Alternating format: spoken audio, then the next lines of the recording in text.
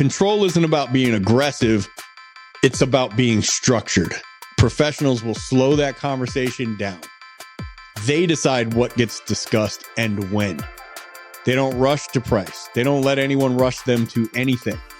They don't answer half-baked questions with half-baked information. Welcome to the Waste No Day podcast, a podcast specifically for and about the home services industry as it relates to plumbing, heating, air conditioning, and electrical. More than a podcast, Waste No Day is a credo, a determination, a mindset. It is a never-ending discipline. It is a refuse to lose pursuit. It is a wake-up call every morning to waste no day. Now here's your hosts, Brian Burton and Nate Minnick.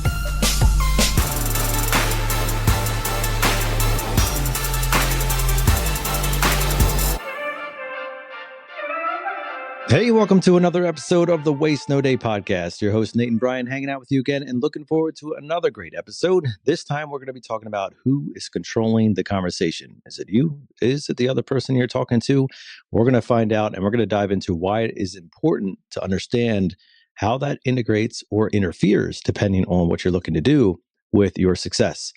It's going to be a good conversation today, just the two of us once again, and we're going to kick it off with a quote from Brian. The person who controls the process controls the outcome. Brian freaking Tracy. Yeah. It's been too long since we used a Brian Tracy quote. Yes, we're under our quota for the year, so glad we could start this one off right. I mean, I had some good ones for this too, like some quotes on the conversation and leading the conversation. But for some reason, when I was thinking about this concept and going back and forth over some recent conversations with techs in the field and salespeople, and as I was thinking about putting this one together, it was that quote that kept ringing around in my head. And I wanted to make it a process episode, but it really is about being the authority figure in the leadership position and then leading from the front in conversation that I think makes or breaks it, right? So that quote was still super relevant, but not so much a conversation quote as a process quote. But if you're talking about using the GoPro system that we train, or a system, whatever system it is you use, as long as it is a system, a process, it is a conversation. Mm-hmm. Yeah. In series, right? That's a process.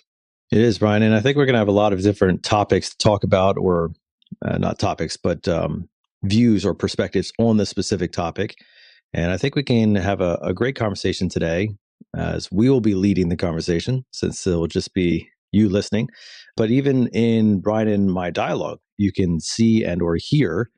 By the way, if you're looking to see, you can watch this on YouTube now. Yeah, got YouTube episodes now. What's up? Videos being edited every week, episodes being dropped. They're going back through editing like Chris Voss and Jocko Willing's episodes, and we're going to go back as far as we can. We didn't always record video on them, but it would be great if we could get like, Tim Kennedy and Tom Hopkins and Brian Tracy and all those like OG episodes. But I know we have Chris Voss's second episode and Jocko's episode, and we'll see how far they get back. But you can go now, watch some videos. Not this one so much, because it's just me and Nate, but the good ones with guests, right? Well, what I was saying, Brian, is, and you brought up guests, and that's really good segue into what I was kind of alluding to, is that even in the conversation that you hear on this podcast, whether it's just Brian and myself, or whether we are interviewing a guest, if we're interviewing a guest specifically, we are generally in control of the conversation, and you can hear us direct the conversation through the topic or onto different topics, sort of as we feel it is merited. And that's a simple example of what your conversation could or perhaps should sound like with a client, not necessarily interviewing the client, but an example of what leading the client through a conversation can sound like. I'm excited to jump into this topic, but first, I'm excited to hear about our review of the week. We enjoy highlighting one of you faithful listeners each and every week to see what you are feeling or experiencing, or how the podcast has impacted you. Brian, who are we talking about today? From average days to no days wasted. 5 stars. Oh, yeah. The Waste No Day podcast has been an absolute game changer for me. The training and insights they share are incredibly easy to implement in the field. Real, practical stuff that actually works. Since diving into the podcast, my confidence, communication, and sales have all taken a huge leap forward. On top of that, the boot camp experience was amazing. It's like everything from the podcast brought to life and dialed up to 100. And I can't forget about the BCC group, bluecollarcloser.com. That community alone is next level. Being surrounded by people who are motivated, supportive, and pushing to grow every day has completely changed the way I approach my work and life. If you're in the trades and serious about personal and professional growth, Waste No Day is a must. You're not going to believe this. That is Adam E. from Ohio. Yeah, smart people there too. I know, who knew? Wow. Okay. How about that? Oh, gosh. Yeah. Great freaking review. Yeah, this was actually left a month ago. So we're like back in February of 2025 right now in reviews. But I saw this one this morning and I was like, well, that's going in today. So if you write a good enough review, you can just, skip half a year. Jump the line. Okay. Yeah, he skipped the line. Like, again, if someone makes fun of Nate in a review, we're squeezing that one up forward, right? Yeah. I mean, if you put Nate and Brian backwards like that, it's not even going to get read. You might as well put a 4-star review. As a Michigan fan, you would know all about what it's like to have somebody step out of line. So it's well done, Brian. Yeah, buddy. I had, of course, Adam Holbein and Aaron Gaynor texting me to make fun of me as Ohio just shellacked Michigan several weekends ago. So that was fun. That was a good time. Yeah. They're all, what happened to your boys? Yeah. Michigan not playing today? I was like, oh, okay. I left them alone for the Indiana game. I was the bigger man. I bet you were. I didn't have to be. Well, we appreciate the review, man. And I think that's an excellent 3-part review highlighting not only the podcast, but the boot camps and our new school Blue Collar Closer community. All 3 great options for you. If you're looking to invest in yourself this year, obviously podcasts each and every week. Boot camps dates are forthcoming and BCC is live right now. You can check it out, bluecollarcloser.com, and you can invest in yourself this year. We'd highly recommend it.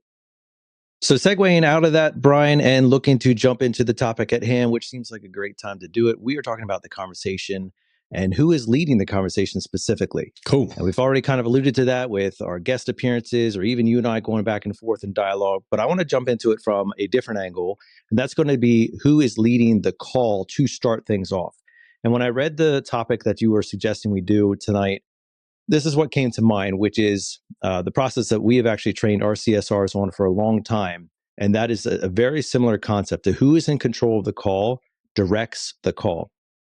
And when you're on the phone, so many of you listening are probably not terribly familiar with being on the phone. Maybe some of you answer your own phones, or maybe you've heard some of your CSRs on your Service Titan recordings or anything like that. But it's very important that answering the phone is done well and it's done properly. And there's many reasons for that. One, obviously, because you don't have the facial expression, the body, you don't have the body language, none of that stuff. All you have is tonality and words. And so it's very important because you're missing out on the vast majority of human communication potential without that, to be able to handle the call well. And part of handling the call well is being in control of the call while allowing the illusion, if you will allow that word, the illusion that the client is in control of the call. And you can do that from a number of ways. One is sheer questions, right? When you ask a question, you are now in control of the call because you have asked a question that generally is going to require a response. And when somebody who is looking to schedule their maintenance or they have a demand call situation or whatever, of course, they're going to respond to you. But if you've heard some of those calls, sometimes clients can be cantankerous and they can start off the call with some type of, well, how much do you guys charge? Or how fast can you be out? Or do you guys, yes, exactly. Derailment is exactly right, Brian. And so we train our CSRs to have a workflow. It is free flowing, and yet the destination is always the same. And so while we allow personality and we allow diversity of how the conversation is going to flow to be part of it, it's not so scripted that there can't be things in the conversation that are going to be dynamic. A lot of times client will try to bump you off of your line, meaning that they will try to shortcut the process. And so we're not going to present price about a service call fee or how soon we can be out or any of those conversational pieces or answers, if you will, until we know more about the situation. So if Brian was on the line and I was a CSR and Brian's the client and he starts off the conversation with, hey, how soon could one of your guys be out? I'm going to reframe and throw it back to him and say, oh, it's a great question, Brian. Would you mind telling me what's going on? Right? Because in the moment, I have no idea. I'm a tri-branded organization. So I have 3 trades that my CSRs are answering for. So I don't even know why he's calling in right now. So I'm going to redirect with a question, which puts me back in control. And then maybe he tries to steal it again, like he's stealing the remote, if you can follow that word picture. He wants to change the channels.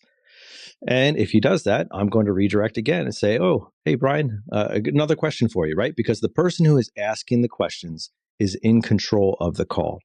And eventually we're going to get to the place that the client is trying to get us to, but we're going to do it on my timeline and not on theirs. And so I'm not just going to feed them information as quickly as possible, because if I feed them information, I may not actually be able to, number one, feed them the correct information, but number two, do it in a way that is going to make most sense for everybody involved. So when you threw out that topic, Brian, that's kind of what came to mind. And I thought it might be appropriate to start off our topic tonight or this morning or whenever you're listening to this, the same way that our CSRs start off the call for our technicians. Yeah. I imagine there are CSRs listening to this right now that was a nice light bulb moment. Dispatchers, managers, call center managers. So I think that was great input and very accurate, and not like answer a question with a question in a manipulative way, trying to control everything, but in a protective way, because we've all been guilty of either dropping our process too quickly and answering the question, and either the client doesn't like the answer and just rolls and the call's over just like that, or you give what you think is a great answer in the moment, and then you start realizing about 5, 10, 30 minutes later, that answer does not apply to this situation.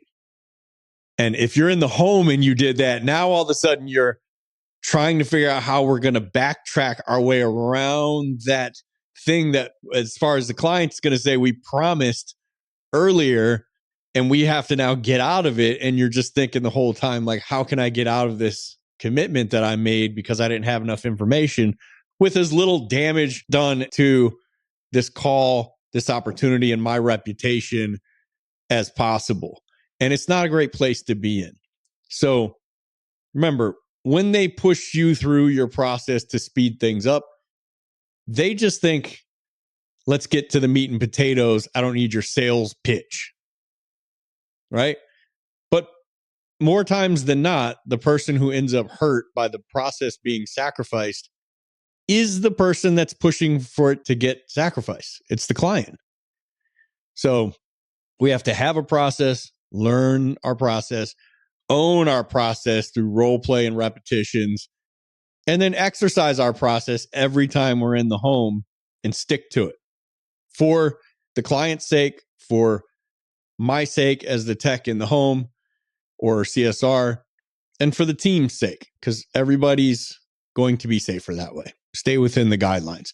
And I'd say that as I was thinking about this concept, do like a lot of our episodes lately where I feel like I put myself back in the trenches of the day-to-day sales and doing a lot of objection rebuttals. And I have our team going out to their truck when they feel like they've lost it. And I always use the analogy of the Etch-a-Sketch. Like, walk out to your truck, call me. But first, just sit down, take a deep breath, and relax for a second, right? And you're Tiger Woods. You're going to go out and call your golf coach. Is Tiger Woods' golf coach better than Tiger Woods at golf, Nate? Absolutely not. If he was, he'd be making Tiger Woods money, right? And he's not. I'm sure he does well, but not Tiger Woods well, right? He'd be out there golfing. So no, he's not. So you don't need a person who's significantly better than you at the sale like Tiger. You need someone standing in a different position who does not have all of the nerves, the emotions, the anxiety, maybe even the fear of the moment when you're face to face with this client. So you get out to the truck, take a deep breath. Tell the client, I got to make a call, I'll be right back, whatever you have to say to get out there. And breathe for a second and just shake the Etch-a-Sketch and get a clear head, and call someone who's not in that emotional state with you and say, now, here's the tough part. Whenever I'm with a newer team, it takes me a while to get to the point where the technicians trust me with what they actually have said up to this point, right? It's fine that you didn't run the process the way it's designed. It's fine that you didn't say everything perfectly. While I was thinking about this episode and thinking about trying to help some techs out, I'll sit with myself and I'll think like, what are the obstacles in the way? What are the objections in the way of this sale? So what obstacles are preventing me from being helped if I'm the technician listening to something like this? And a big obstacle would be, I'm not being vulnerable enough. I'm not going to tell you what actually was said and what actually happened in there, because maybe I'm embarrassed because I decided to forego my process, or I just wasn't feeling the connection with this client. So I just said whatever nonsense came out of my mouth is just what was said. And I'm nowhere close, right? But I can't go into my truck and call a helper and pretend that I did everything right and then expect sound or decent advice.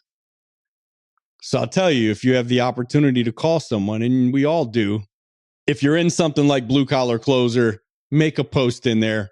I'm in this area. I'd love someone in my time zone to be able to throw this stuff, to bounce this stuff off of when I'm on a call or when you're on a call. Like, you'll get 20 people that sign up for that job. Everybody wants this kind of community help, right? And if you're not, jump in the Waste No Day Facebook group and ask. Somebody will help you. So link up with someone, get that kind of help. Tell them exactly what happened. Be open, be vulnerable, and watch and see if the perspective, it's tough too, because it's like you have to say they're smarter than you. You don't. You can call an apprentice who has a little bit of communication training. You can call one of our apprentices. They got you, right? If only they knew plumbing, they'd be out there killing it. So you can call anyone who has a little communication training, and the fact that they're not in the emotional state with you and the client is going to give them such a fresh, different perspective that it'll blow your mind most of the time. And you are the exact same thing for someone else. You'll feel like a wizard what you can come up with when you're not actually stuffed in the moment in the kitchen. And you could probably, even if you didn't have someone to bounce it off of, you could probably go out to the truck, take that deep breath, let your head clear a little. Don't get on social freaking media. If you do, Brian Burton - Blue Collar Closer, and watch some of our reels. They'll help. Don't get on social. Don't start texting your girl. Relax. Phone in the kitchen. Leave it alone. Whatever. And just chill out for a sec and think to yourself, if this was going to be sold, how would it be sold? If I'm that client in this situation, what would it take to get me to move forward on this product that I know is good for me and that this professional technician knows is better for me than the money I'm going to spend on it, and I can comfortably afford it? What would make me move forward? And you can probably come up with it yourself. But if you want to shortcut that process, bounce it off somebody who's not in that situation with you, right? And here's what I like to see, is this is what I do. I'll give you what to say, and then I'll have you role play it. So I'll say it exactly like I'm a tech in the home and you're the client, and we'll go through it. And then I'll say your turn and you go through it. And the main reason for that is, one, I want to know that you got it, right? That you understand the tone and the frequency. But two, just the act of you saying it one time takes a lot of the nerves out of it. So when you go back to the house and you sit down with the client and you restart, essentially, emotionally speaking, and you deliver the line, whatever the line is, you're way more comfortable with it than if you were just trying to retain it from hearing someone else say it and walk in there and spit it out. So role play it real quick, go back and forth. If you got plenty of time, you know that they're in there doing dishes or something and you got a lot of time and you want to do a little pushback and rebuttals and object, I'm fine with that. The more the better, because you do want to get into the mode of like, I'm going in here to make this thing happen, bro. I cannot wait to get back in there. I've got this, right? It's much better for everybody if you have that mindset. But if not, get you a decent little script, role play it once, go in there and make it happen. Because I feel like in general, what happens is you drop the anxious, nervous, almost pitiful feeling of like, this ain't going anywhere. Maybe a little frustration. You drop that and you change into somebody who's having fun with your bro or your sis on the line and playing with this thing. And you go back in there with a renewed sense of yourself. And it's confidence, right? And you go back in controlling the conversation and the narrative. And I think that as I was thinking about this episode, most techs and salespeople, especially the younger ones in their careers, will think that this call was lost on an objection or price. And most calls are lost on price, but they're really not. How do we know? The two biggest guys that we know of doing it, I would say, are still Brent Buckley and Phil Fulasky, right? Always the most expensive guys in the most expensive company in the town they live in. Always. Converting like crazy. They're not lost on price. They're lost the moment the tech gives up control of the conversation. And this episode is about how that happens, why the homeowner takes over, and how the top level professionals calmly lead with authority without being pushy, right? And I don't just mean being perceived as pushy by the client. I mean without feeling pushy ourselves. Because I don't know a high performing tech or salesperson in the home services who could bully a client into something and feel good about themselves later that night. None of us want to have bullied somebody into something, especially if it's something that they shouldn't want or wouldn't be good for them, right?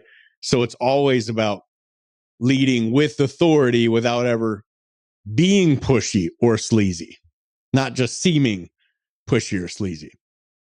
And the way technicians will lose control without realizing it, they don't lose control of the conversation all at once. I think like a water heater with a small hole in it, you know, it's leaking out slowly, quietly, without them even knowing it.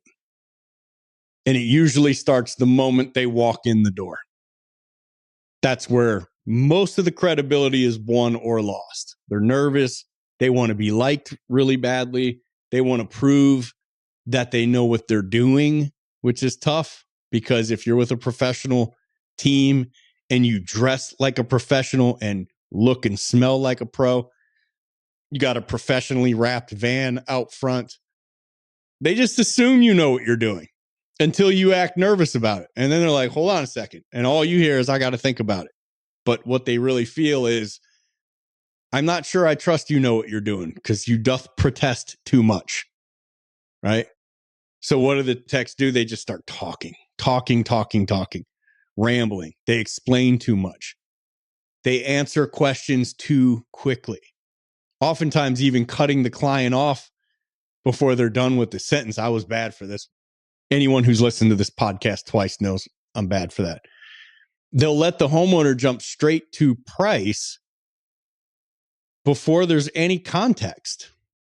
And right there, control will shift because the moment I'm reacting instead of leading, I'm no longer in charge of the conversation. Most objections, believe it or not, are self-inflicted. We caused them along the way. The homeowner didn't take over. We handed them the steering wheel and said, you got this. You know what you're doing. You drive. When a tech lets the customer set the agenda, the call turns into an interrogation instead of a consultation. How much is it? How long will it take? Can't you just fix it? Do you have anything cheaper than this? And the more we give in and answer these questions directly, trying to save face and trying to just give the client what they want, the more they get into the parent state and the more we get into the child state. And parents might love their kids, right? And the bigger the gap, but they don't trust them with big, important things, right? I don't let my 8-year-old drive to the store as badly as she wants to. And then we get into a place where we're defending instead of guiding. We're explaining instead of diagnosing. And once we're on the defense, we're done. Control isn't about being aggressive. It's about being structured. Professionals will slow that conversation down. They decide what gets discussed and when. They don't rush to price. They don't let anyone rush them to anything. They don't answer half-baked questions with half-baked information. They say things like, that's a great question. We'll get to that first thing as soon as we're done looking everything over. Like that one sentence means I'm not dismissing you. I take what you said very seriously, but I'm still in control. But most techs, specifically younger, when I say younger, I don't necessarily mean age, although that is appropriate. I mean younger in their communication, training, and in their skills in presenting. They panic. They answer quickly. Boom, boom, boom. They rapid fire answers as fast as the questions come, and it feels panicky to the person on the other side of the table. Right? You got that teenage boy going up to a girl who's way out of his league, and he just agrees with everything she says and tells her how magical she is. And they think that doing everything they believe she wants and impressing her will magically make everything fine and she's into him, right? But it actually doesn't tend to work that way.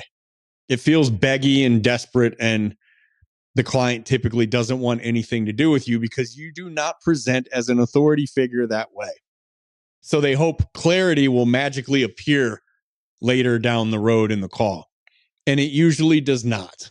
This kind of thing doesn't fix itself as time goes on. And then we'll be shocked when the homeowner says, this is a big decision for us. We're going to have to think about it. Or, I'm getting 2 other quotes. I always get 3 quotes, always, no matter what. Or, well, we got to pray about it at an altar call Sunday. We never make a decision without doing an altar call Sunday. It's like, none of that's accurate. They were confused either by the product info or by the fact that you seem like you should know what you're doing, but your lack of confidence and anxiety at places where I don't feel like we should be anxious are confusing me. And confusion always hands control to the price. And when all I'm looking at is price, I want the lowest one. And so do you, and so does your client. So if you're the guy that's listening going, my area is different, they all only want the lowest price. Maybe that's true, but probably not. It's probably the case that you are not the ultimate authority figure in that home. And there are some strategies you can use to improve that we'll talk about in this episode that make you better. Because we can't let control be handed over to price unless we're the cheapest company in our market. And the cheapest companies in the market don't listen to Waste No Day. They can't afford it. I know it's free, but they still can't afford it. They can't afford to rack up the data charges on their phone, right? So if you're hearing the same objections over and over again, the problem likely isn't the client. It's that somewhere early in the call, you slowed the leading down, maybe never even did it in the first place, and started following. And once that happens, the conversation isn't yours anymore. And as Brian Tracy said, the process isn't owned by you anymore. And therefore, the outcome isn't owned by you anymore. If you're watching the video version of this, you are seeing that Nate is struggling with the Wi-Fi tonight. And he's dropping off the call. He's back on. He's out. He's back in. I can just keep going. Unless somebody texts me and says, that's enough of you, I'll just keep going. So I wanted to ask him, I wanted to get his feedback on this from the call center standpoint, which he's spent a significant amount of time with. But also, one thing I love about having Nate on here is that he's never run a service call. He's never run a sales call. He's in the office, but he has companies out to his home. So Nate is literally one of our clients, not the one you want to go to, by the way. Real high C on the disc profile, E on the core profile. He's all engineer. Not the most fun to sell to. But he brought it up. Questions versus statements. Like if you're watching an interview take place, the person asking the questions is the one conducting the interview. So who's driving the conversation? Simplest way to tell who's controlling the conversation is to listen to who's doing the most ending of their sentences with periods and who's ending most of their sentences with question marks. The one ending sentences with question marks is running that conversation. Have you been in the situation where you had, because you're a customer as far as we're concerned, like on this show, right? You don't run calls. You haven't been in selling situations in the home. Not that you don't know your stuff in that way, but you are literally a customer, right? So, of course, as a client, have you been in situations where you had people who were low-level authority leaders in the home and high-level authority communicators in the home that you were able to tell based on whether they were asking questions or just running around behind you answering your questions? And what did they feel like? Like, what's the major difference there in feeling as a client? Yeah, I mean, based upon the fact that I work for a home services company, I don't probably have as many people in my home as like a standard consumer would. So just kind of reflecting a little bit broader than that, the other day, or like I go to Costco every other week, give or take, and I walk right past the cell phone guys. And of course, they're always trying to like pitch me. Like I'm literally on my phone taking a phone call and they're still trying to like ask me a question. Sir, excuse me. What sir, are they doing? No, we'll wait till you get off. Yeah. We'll wait till you get off. No, he's like walking next to you. Love those guys. The very first thing that they're doing is they're asking a question.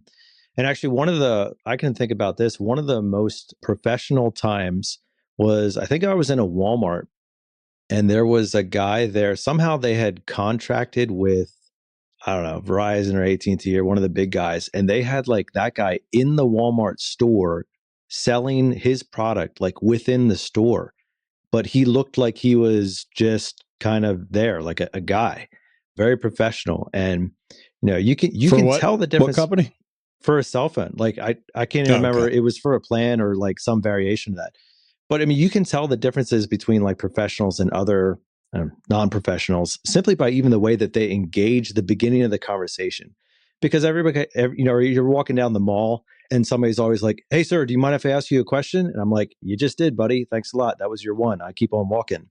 Or, hey, like the makeup He's guys. not kidding, like the makeup guys are trying to come after you, The makeup guys are trying to get me to buy makeup. Like, do I look like I wear makeup? Like, what do you want me to do here? Yeah. But it's like that gimmicky, like attention grabbing. Hey, I got to come up with a question that everybody can answer. And it's low level stuff. Now, I appreciate the hustle because, that takes a whole lot of gumption to go ask a whole bunch of strangers who clearly don't want to talk to you and try to engage in a conversation. Fortunately, that's not the case with most of our listeners on this show. Obviously, I respect the hustle. I mean, we train people doing something very similar to this.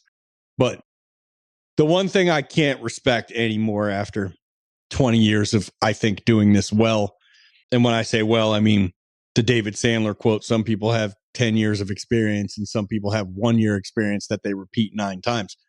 I never repeated a year. I've been a different me every single year by way of reading, audiobooks, videos, conferences. I spend lots of money on self-development, self-improvement, and always have, right?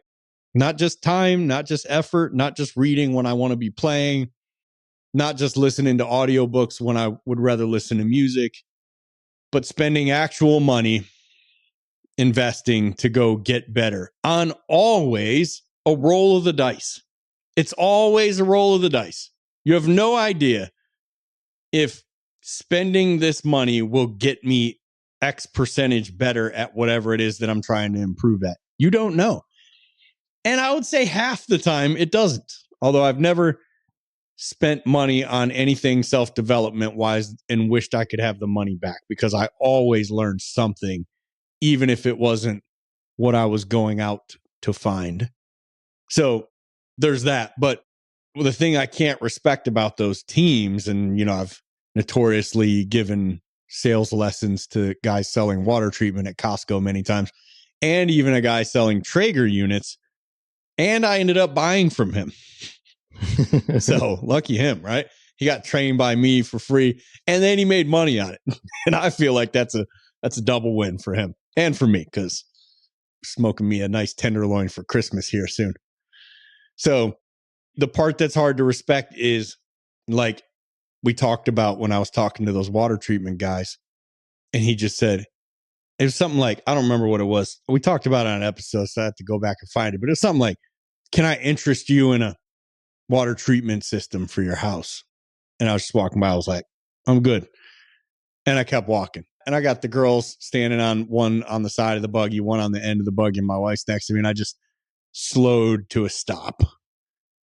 And Amelia looks back at me and looks at the watch, and she's like, oh, no. And the girl's just like, out. Like, they just hopped off the buggy. Like, I don't want to be part of this, And I back up.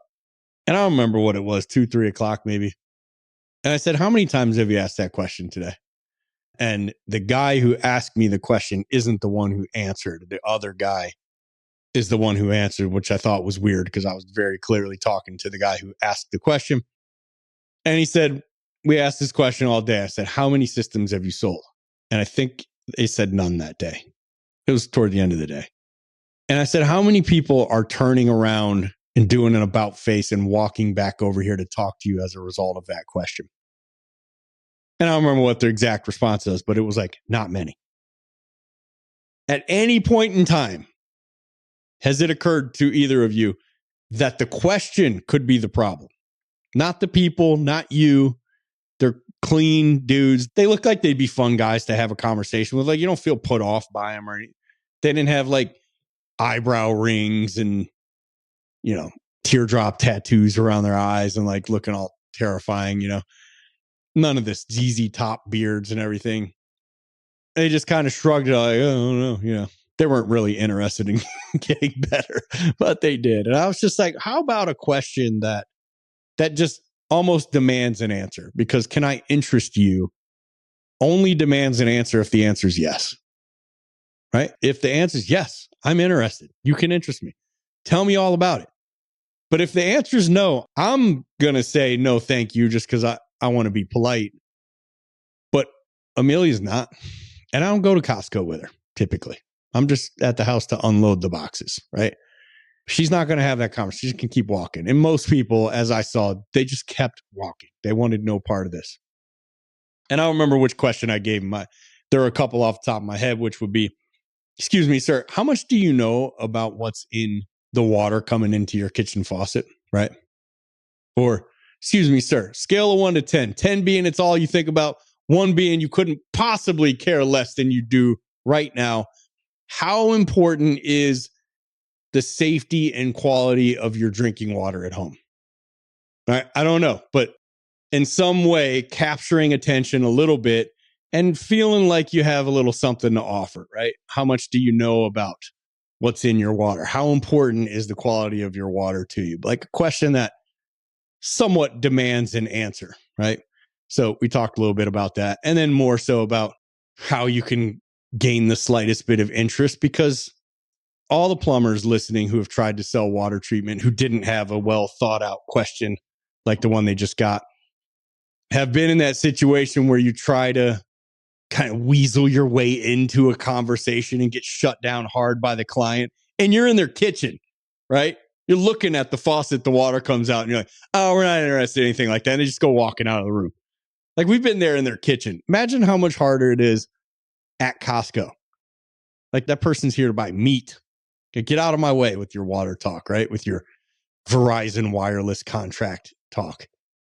So I respect the hustle. I don't respect a guy doing the same thing over and over and over again, no matter how many times it doesn't work, and expecting that at some point it's just going to click. Like, I don't know what we expect to click, right? So we were talking about this in our team meeting this morning. I said, I had Madeline, my 11-year-old, driving our golf cart out in the desert the other day, Thanksgiving Day, actually.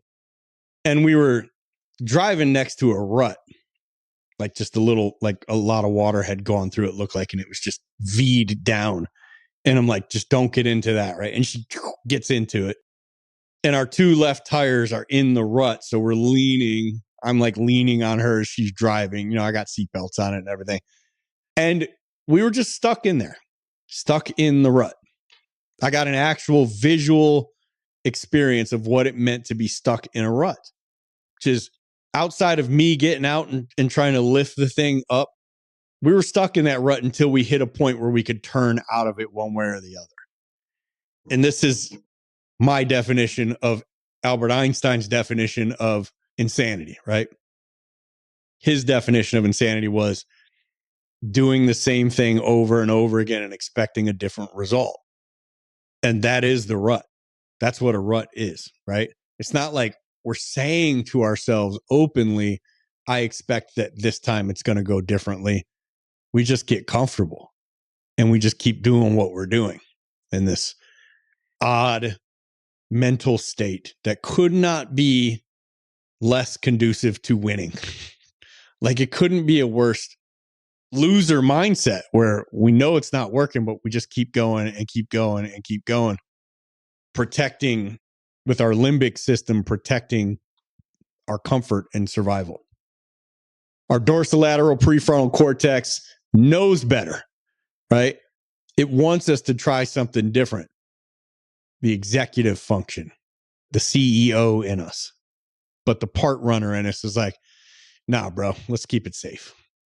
Let's just survive here, right? It's comfortable here. We're making enough. We're paying the light bill. We're fine.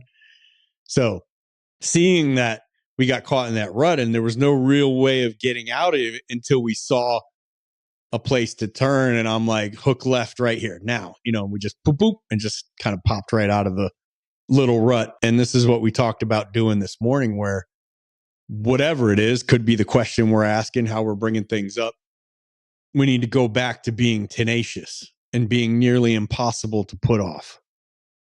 I think the two qualities that are required to be multiple six-figure earners in the home services are, number one, to be disarming. Like, when we meet, I'm enamored with you. I feel very safe chatting with you. I don't feel put upon. I don't feel like you're trying to stick your hand in my wallet, right? Disarming.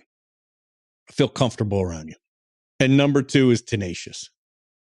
If you know this product is better for the client than the money they're going to spend on it, and that they will be happy with you after they do it and will blow you up on a review because of how much they enjoy it, it should be almost to the level that the cops need to be called to get you to knock it off in your job of persuasion, right? And I don't mean high pressure and pushy, because I know there's a lot of HVAC techs out there like, see, you just want to push us in.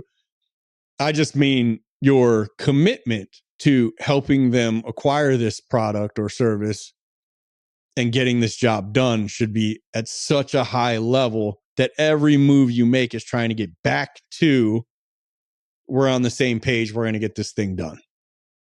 And during the process, on that call, in this particular selling situation, you are thinking of the reasons why it's important and they need to have it done while you're communicating with them the entire time. You get an objection, you give a rebuttal, help walk them through that objection, think about why, again, this is important for them, and move back to asking them to move forward over and over and over again.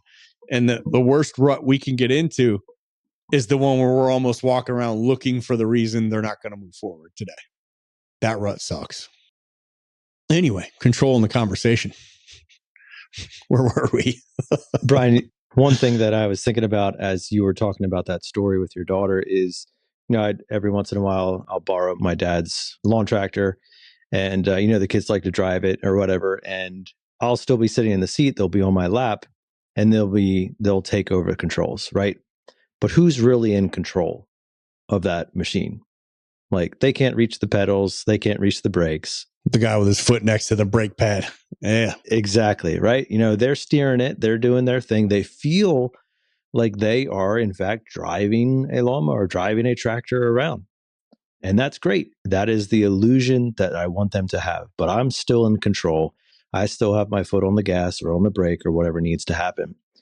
And I think it's that same concept that even transitioning into parenting is very important, because I want my kids to think through their process. And so, and I'll catch myself doing this a lot, especially at work, unfortunately, is somebody asks me a question, and of course I'll respond with the answer to the question.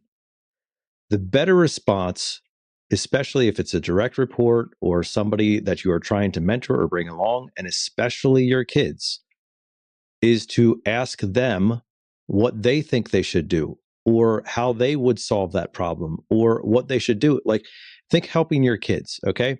Do you want your kids to learn the math themselves? Do you want them to learn how to spell themselves? Do you want them to learn the historical facts themselves? Well, I was just helping my son the other day, and he was doing like a Thanksgiving or Christmas Day project or whatever, and he had to answer all these questions. And yeah, I could just give him the answers. I could. Most of them I knew, right? But some of them, or the ones that I did know, I would rather have him think through it and be like, well, what do you think it is? And then teach him logic, teach him to understand, teach him to thought process on his own. And you might ask, well, Nate, where are you going with this? And where I'm going with it is that the reason that I can do that. Nate, where are you going with this, buddy? The reason that I can do that is because I am more knowledgeable and more mature than the person that I am speaking with in that moment. And I use that maturity and that knowledge not to belittle, not to demean, but to promote growth, knowledge, and maturity within that person by knowing when I should provide an answer directly and when I should provide a question to make them think indirectly. Now, I'm not suggesting that you in the home should treat your client as a child in a way that a parental child situation may seem, but I am suggesting that you are far more knowledgeable about the things and the services and the products that you're talking about. And you should be more mature when it comes to having these types of conversation, because you're getting reps every single day. You're listening to this podcast, you're developing yourself. So putting those two things together, it is in fact your responsibility to maturely guide a client through the conversation of understanding the service or the equipment or the material, whatever it is that you are trying to communicate to them in a way that is helpful to them along the process. But you are still steering the tractor. You are still the one with your foot on the brake if needs be. But you're asking and guiding and directing through the conversation so they feel brought along and not talked to. They feel like they are heard and understood and adapted to, rather than talked down to or just forced into one line of thinking. This is positive. This is a good thing. And this will have an impact on you in the home. Yeah, good stuff, buddy. I think back to our episode, we took a nice break from there. I think that most technicians and the amateur presenters rely almost entirely on statements as opposed to questions, because they feel so safe. They explain what they're doing. They explain what they found. They explain what it costs. They explain why it costs that much. And on the surface, it sounds professional. But what it really does is hands the conversation over to the homeowner, because now the homeowner is reacting instead of participating. When we talk in statements and end our sentences in periods, we put ourselves in a position where the homeowner is free to agree, disagree, question, shut us down, and we've already played the card. There's no structure, there's no pacing. It becomes a total back and forth, almost like an attorney going at a witness on the stand, right? As opposed to a real good, genuine conversation of a doctor and patient, which is really what we're looking for. And that's when people start jumping ahead to price or trying to control the outcome themselves, because they lose trust in our ability to create an outcome that's beneficial for them. Questions work differently. Questions slow things down. They force homeowners to think, to explain, to clarify. And when somebody's thinking, explaining, and clarifying, they're not objecting. They're engaging. So they're leaning into us. And the tech asking the questions is quietly setting the agenda, controlling the process, and then controlling the outcome without ever raising their voice, manipulating, or pushing anything. And the questions don't have to be clever or complicated. They just have to be calm and intentional. Things like asking, how long has this been an issue? What have you tried already? How important is long-term reliability to you? These kind of things. Making homeowners feel like we care about not only their system, but their situation. And the mistake we make oftentimes in the home is thinking control comes from explaining better, using more words, when in reality it comes from understanding more. And the more we understand, the less we have to convince. And the more the homeowner talks, the more they're invested in the outcome that we're helping them arrive at. So there's also a confidence shift that happens when we rely on questions instead of statements. We stop feeling like we have to prove ourselves, and we start feeling like a pro who's gathering information before we make the recommendation that's best for this family and what they need and want. And that posture changes everything about how the homeowner sees us. And it changes how we feel about ourselves in the conversation. Because when we don't feel confident, when our confidence isn't here up at the super high level and it feels really low, like our body language changes, our posture changes. If we get into a fear state, we shrink, we take up less physical space. And you become somebody that you wouldn't buy from. You wouldn't trust an expensive system to this person if you could see yourself in a mirror. So if a tech ever feels like homeowners running the call, interrupting, jumping ahead, fixated on price, it's typically not because the homeowner is a difficult person. It's because the tech gave them authority early, stopped asking questions, and started giving answers too quickly before the client was even ready to really hear them. I don't know. You got any experience with this, buddy? Any real world experience with someone having maybe authority in the beginning and then losing it? Boy, on the spot, Brian, I can't think of anything, but the analogy that was coming to mind was about driving a race car. You know, whether you're into NASCAR or you're into F1 or you're into, like, if you've driven a go-kart, you know, on a little speedway or something like that, you are in control of the car, but the brake is as important as the gas. Like, knowing when to be hitting the throttle and knowing when to be easing off and hitting the brake is as important to driving that car as anything else, because you have to know how to go into the corners properly. You have to know how to accelerate out of the corners. You have to know which lines to be taken. And some people, I think, in sales get the idea that it's just all gas. Like, you know, I just got to talk my way through this and I'll come out on the other side on the victory lap. But man, silence is golden and questions are powerful. And we've been over that a number of times, not only in the show, but like this specific episode, but this show at large. We've done entire episodes on questions and on how to navigate that. And sometimes you just need to hit the brakes. Like perhaps the reason that you're not in control of the conversation anymore is because you aren't pausing enough. Like you're just talking and talking and talking. And you think, well, if I talk enough, if I'm talking 90% and they're talking 10%, well, clearly I'm in control of the conversation. Wrong. It is not actually the measure of words per minute or the amount of words that you're speaking in ratio to the client that's indicating control. In fact, if you're speaking that much, you in fact are not in control of that conversation. You are now in the illusion, and the client is just waiting for you to breathe for them to finally tell you no thanks. So I think maybe as a concept, be careful about executing on all gas and never having a break. We watch the occasional, when I say occasional, I think this is what my wife would prefer to just watch anytime we have the opportunity to watch something. But I can only take so much of it because it's usually pretty negative and I try to steer clear of that. But the true crime stuff, right? Cop, especially the real bad ones, like Hulu has a lot of these where cops get someone to confess to something they didn't do or gets them to say just really stupid stuff where when you're watching it, you're like, I don't understand why you said that. Like, why would you even say that? And the guy's just like, no, he's like stuttering over his words.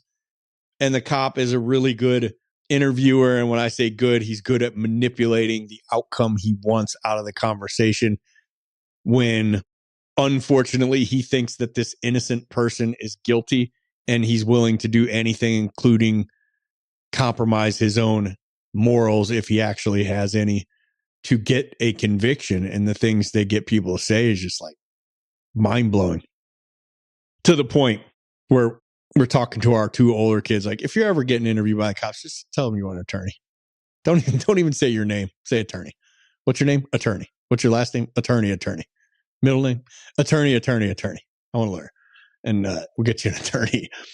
But when you watch these shows, to your point, you see the person in control of the conversation says almost nothing. They ask a question, they ask a follow-up question. Person rambles on for 12 straight minutes and then gets hit with a follow-up question, right? And they're controlling the speed and direction of the call based on questions. And we're not in that situation, right? Thankfully, we're not interrogating a client. But it is a good thing to watch and understand and take notice of how well these conversations can be guided by appropriate questioning. And we don't have to look at certainly the corrupt cop to, and it's like all Hulu plays is that, it's like the worst version of an interrogation. But we have like FBI hostage negotiator, Chris Voss, right? And Never Split the Difference, and hearing how calibrated questions, they call it, and tactical empathy and labeling can be used to literally put you in full control of the call. Not when you have someone like in a cell, right? And they have to do what you say, so to speak. But in his situation, the terrorists holding the hostage, they had all the leverage. In most cases, the negotiator has almost no leverage. The leverage is all on the other side. And in our situation, more of the leverage is on the homeowner side than our side, right? At any time, they could end this call, end this situation, and send us on our merry way. But we are trying to avoid that. And we're trying to make it as difficult as possible to do without ever seeming pushy or manipulative, right? We know that the client is in good hands with us. If I'm selling you the equipment, I'm doing my install, or my trusted install team is doing the install, and I know you're in good hands. And I know that there are shysters in my area that will come out here and just completely take advantage of somebody. How difficult should it be for me to walk out that door with not doing that job? It should be a lot of work to get me to not do this job, right? That is literally how I feel about this. You're protecting the client, you're protecting their home, you're protecting your finances, you're protecting your family, you're protecting your team, and you're gaining more 5-star reviews and future client and their reference group and friends and family. And you're only doing that if you get the job. You're not getting any of that if they say, let us think about it, and you never hear from them again. So work through it. Be tenacious. Be almost impossible to shake off. All right. But not in a douchey way, not in a bully way, and not a manipulative way. Be so confident in what you're doing and that this is good for the client that you're difficult to put off. Tenacity.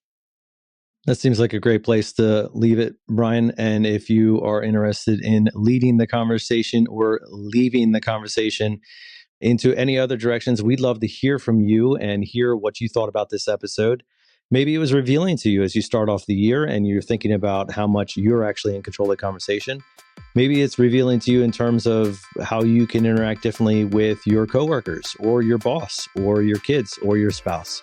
Whatever it is, we hope that you are gaining and maturing and getting better, because that's what this podcast is about. It is about choosing to wake up each and every morning and waste no day.